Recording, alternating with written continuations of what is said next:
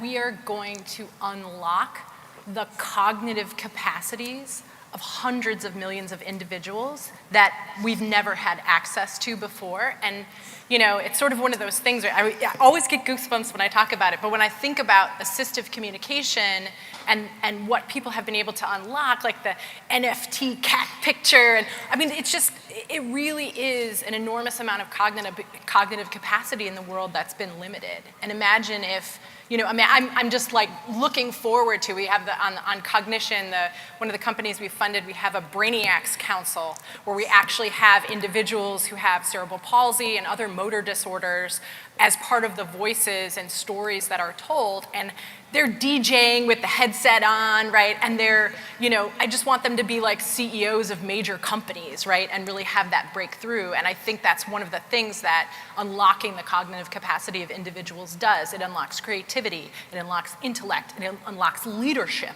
and so many things that people haven't had access to before. And I get so excited about that. So let me ask the big picture, and I'll throw it out to all of you. What does this mean, like, if we're giving people these somewhat beyond human abilities, are we going to engineer ourselves into something beyond human? And what does that mean for ourselves, for our identity, for society? Are we transcending the current definition of humanity?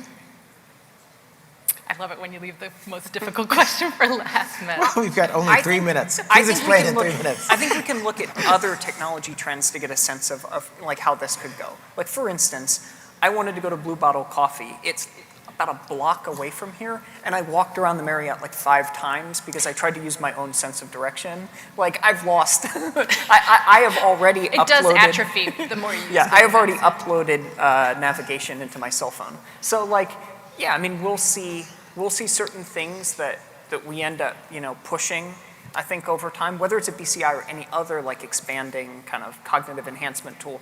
But also there were people when writing was invented who was like, oh, people are going to get so lazy they won't have to remember anything anymore. Socrates bemoaned literacy because it was ruining the memory of the youth. Right? Yeah, exactly. So I think this is a kind of age-old. Is there any chance Socrates was right? Like, social media maybe has some side effects. Like, I don't want to talk about social media. Okay. But I only want to talk about the brain. But like general relativity, there are a lot of things that we've built in modern technology, modern science, kind of modern philosophy that really wouldn't have been buildable and sustainable in a world where we didn't write things. So like the fact that we don't have to do some of those like more mundane things that we can outsource to technology means that we free up time to do some higher level stuff. Yeah, that's actually one of my favorite quotes from Garry Kasparov, who is the chess champion who initially was defeated by IBM's computer, but what most people don't know is that like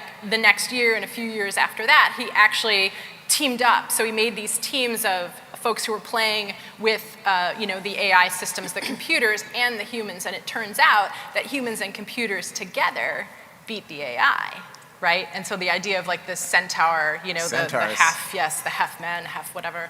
And I never know what the other half is. I always get that confused. We're not building centaurs. No. Are you sure? That's not what I've heard. No, but no, the idea of two things not, being combined and creating something greater than just that one element, I think is something to think about. If you think about enhancement of sensory processing, or if you think about Matt uploading his navigation skills to the computer, like I really do think that, freeing us up from some of the more mundane elements or adding senses, will make us a little bit more than human. And so then how do we interact with one another? I guess that's the topic for another panel. Yeah. So. Awesome. All right, last comments, rapid fire. You each get 20 seconds, starting with Amy. What is the one thing in this field you're most excited about? The one thing I am most excited about in this field is just unlocking the cognitive capacity of individuals. I think whether that's changing people's mental health or accessing other thoughts and creativity, I'm just most excited about that. Liberation. Okay. I'm going to say something really crass, and that's money.